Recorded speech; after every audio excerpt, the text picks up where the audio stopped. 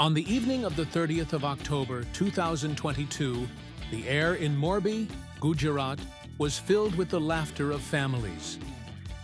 Children ran across a century-old suspension bridge, couples took selfies, and elders marveled at the view of the Machu River shimmering below. Within minutes, that laughter turned into screams. The cables snapped, the deck twisted, and the bridge collapsed into the river. 135 lives were lost.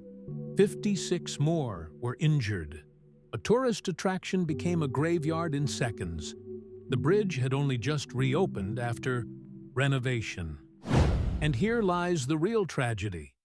The contract for this renovation was not given to an experienced infrastructure firm, not even to a second-rate civil contractor, but to Oreva, the clock and appliance maker led by industrialist Jaisukh Patel.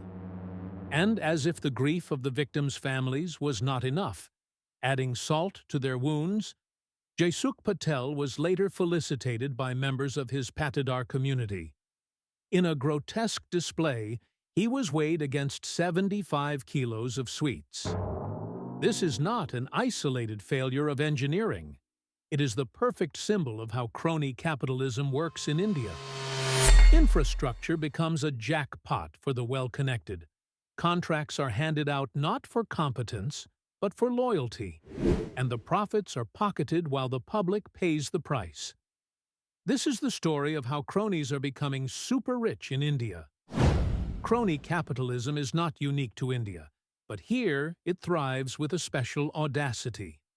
In India, state power is routinely bent to reward friends, allies, and financiers with lucrative projects, and the line between public service and private gain blurs almost completely. Infrastructure, the backbone of any modern nation, is one of the largest avenues of public spending. Roads, bridges, metros, irrigation canals, housing projects. These are massive, long-term undertakings that demand skill, expertise, and accountability. Yet in India, the criteria for selection are rarely engineering credentials. They are political loyalty and financial patronage. And too often, projects are not even designed to serve genuine public need. We've explored this in detail in our video on the infrastructure mafia. You'll find the link above. Each year, India allocates roughly 133 billion US dollars, over 11 lakh crore rupees, for infrastructure. And this is where the scramble begins. Cronies jostle for a slice of this enormous pie because it is easy money. The method is simple. Cultivate connections, pledge unwavering loyalty to the ruling party's ideology, have the tendering process tilted in your favor, bag the contract, and then outsource the actual work to a third party for a fraction of the price. The lion's share is pocketed by the crony, who shares it with his political patrons and the bureaucrats who looked the other way. The contractor who finally executes the work, underpaid and underwatched, has little incentive to maintain quality. After all, the oversight mechanism, too, has already been compromised. With this money in circulation, everyone in the chain secures their future. Ministers stash away fortunes for the day they are no longer in power. The ruling party uses its share to tame the media and buy off the opposition. Bureaucrats quietly build their retirement nests, and the crony at the center walks away with even greater wealth and influence. बहुत ही सुंदर घर है आपका, मजा आ गया यहाँ पे आके। थैंक्स। आप थोड़ा एक बार लाइफ की जर्नी बताएंगे? एक पेट्रोल पंप पे हम लोग जॉइंट फैमिली थी, तो 25 मेंबर्स उस पर डिपेंडेंट थे, तो मुझे लगा ये सर्वाइवल मुश्किल होगा मेरा। गवर्नमेंट कॉन्ट्रैक्टरशिप के बिजनेस में आए, गवर्नमेंट के लिए रोड, बिल्डिंग, ब्रिजेस बनाते हैं, टोल प्रोजेक्ट्स करते हैं। अभी हमारा होटल बन रहा है 300 रूम का। And what does the nation receive in return? Shoddy infrastructure, daily commuting nightmares, and, too often, death. In just the last few years, dozens of bridges, both major and minor, have collapsed across the country.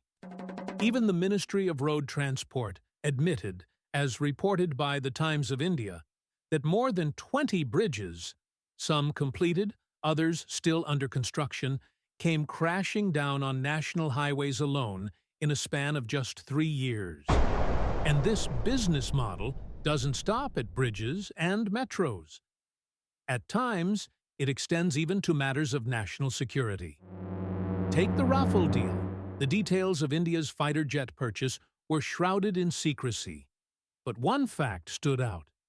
Anil Ambani's Reliance Defense, a company with no track record in military aviation, was brought in as an offset partner in a contract worth billions.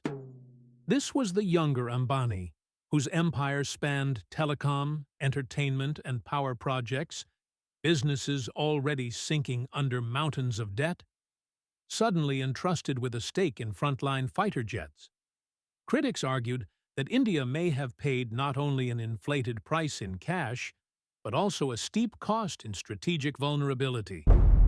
At a time when border clashes with Pakistan were flaring, the uncomfortable question arose: was the nation's security compromised to reward a crony?